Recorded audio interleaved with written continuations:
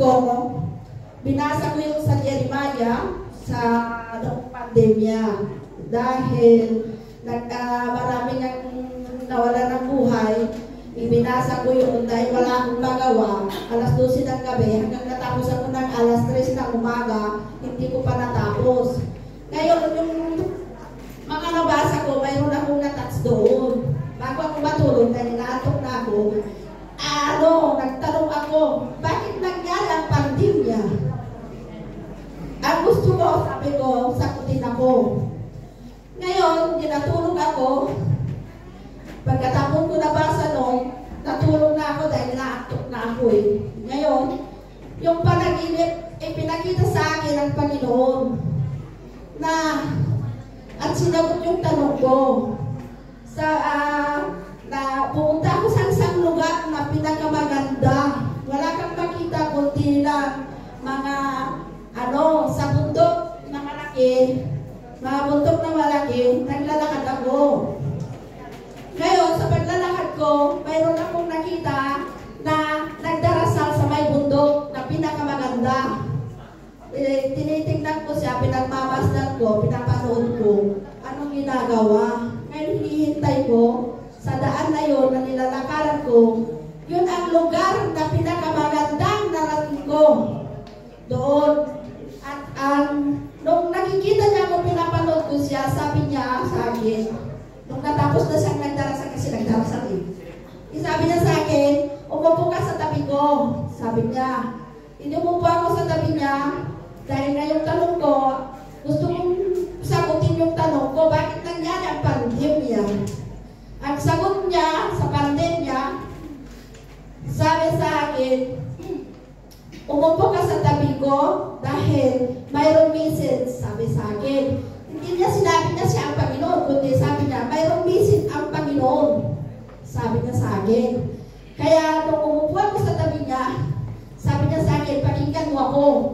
Dahil ito aking pinagbibili ng Panginoon na sabihin mo sa mga tao, sabi niya, kasi sabi niya, yung tanong mo, sabi niya, ito ang sagot, sabi sa akin. Sinabi niya na nangyari daw ang pandemya, sabi niya, kasi sabi, wala nang Diyos mga tao.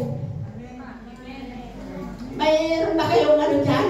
Di ba totoo wala nang Diyos kasi wala na tayong ano, hindi na natin kinakilala. Hindi na tayo sumusunod kung ano man gusto ng Diyos. Ngayon sabi niya, ang pinapasabi ng Panginoon, sabihin mo sa lahat, sabi niya, lahat ng mga tao, yung mga hindi bumabasa, sabi niya, ng Bible, kailangan, sabi niya, iparating mo sa kanila na magbasa. Tapos, sabi niya, yung mga tuloy na nagbabasa, ipagpatuloy nila ang pagbabasa ng Bible, sabi niya. Amen. Tapos, nangiyak ako, umiiyak ako, dahil sa sinabi niya gano'n. Kasi sabi niya na, pagkasabi niya gano'n na, pagka hindi ko lang sasabihin o ano, sabi niya, itong message niya sa akin, kailangan ko iparating sa lahat, hindi lang sa akin, kundi lahat sa buong mundo. Sabi niya, dahil kung hindi ko sasabihin, sabi niya, darating daw siya na parang gaya kay Noah at saka ano yung nangyari kay Lot? Alam niyo ba yung nangyari kay Lot? Na umulan ng apoy? Ganun daw ang mangyayari na walang nakakalam ang pagdating. Kaya, sabi ko, hindi ako nakatulog dahil ang heart ko parang tambot na hindi ko na alam ang gagawin ko sa pag-isip ko ba. Sabi ko, ano kaya gagawin ko? Saan ko kaya sasabihin to? Isan ko saan ako maghahanap na parating. Naghintay ako ng matagal ng panahon dahil sabi ko, pero sa panaginip kong yun, hindi na alis sa isip ko. Nakasulat talagang nakasulat sa isip ko yun. Dahil sabi niya, kailangan kong iparating sa lahat ito. Sa pagbabasa ng Bible, dahil mahalaga sa atin yun para sa communication natin sa Panginoon. Ano? May nakintindi ba dyan?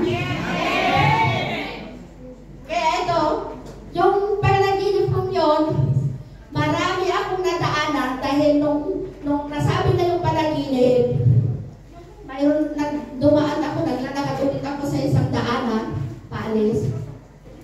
Tapos sabi niya sa akin, sino ba yung naglalakad yun? Sabi yung isa, dahil ang daming tao, na pinapanood ako naglalakad, sabi yung, ano yun? Yung mensahero ng Panginoon, sabi sa akin, dahil maraming nanonood sa akin, naglalakad ako yung umiyak.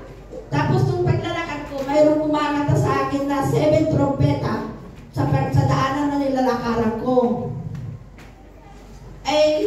Tapos nung dumaan ulit ako sa isang daanan, mayroon ibang grupo, sabi, sino yun? Sabi niya, yun ay kantante. Sabi naman, sinasabi sa akin na ako raw ay kantante. Tapos na ako nakapaglakad doon, umiiyak pa rin ako. Tapos mayroon akong nalakaran na may tubig.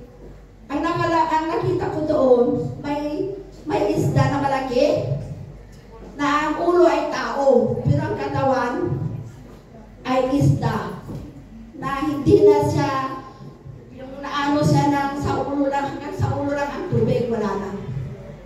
Kaya ito ang message ng Panginoon na may paparating sa inyo. At magpapasalamat din ako sapagkat tinanggap ninyo itong mensahe. Kailangan may ayon sa mga puso nyo. At nagpapasalamat din ako sa Panginoon dahil maraming mga pagsubok sa aking buhay na ngayon ay na-provide na siya dahil sa tagal na inayaya akong sa Panginoon, tigas-tigas din ang ulo ko minsan. Ngayon, tinanggap ko na siya, baptize na ako kay Jesus Christ. Nandito ako upang ipahatid sa inyo ang message ng Panginoon sa akin. Nagpapasalamat din ako dahil lahat ng problema ko sa buhay ay lahat ay gumaling na. Kaya, gracias al Señor Jesucristo, porque me ha dado aquí para hablar con ustedes. Él está aquí, el presente. Así que, sí, el Señor me ha sanado. Por su nombre Jesucristo me ha sanado. Estoy aquí para hablar, porque el propósito del Señor tenemos que hacer testimonio de todo lo que pasa en nuestra vida. Así que, gracias a todos. Gracias, aleluya, gloria al Señor Jesucristo.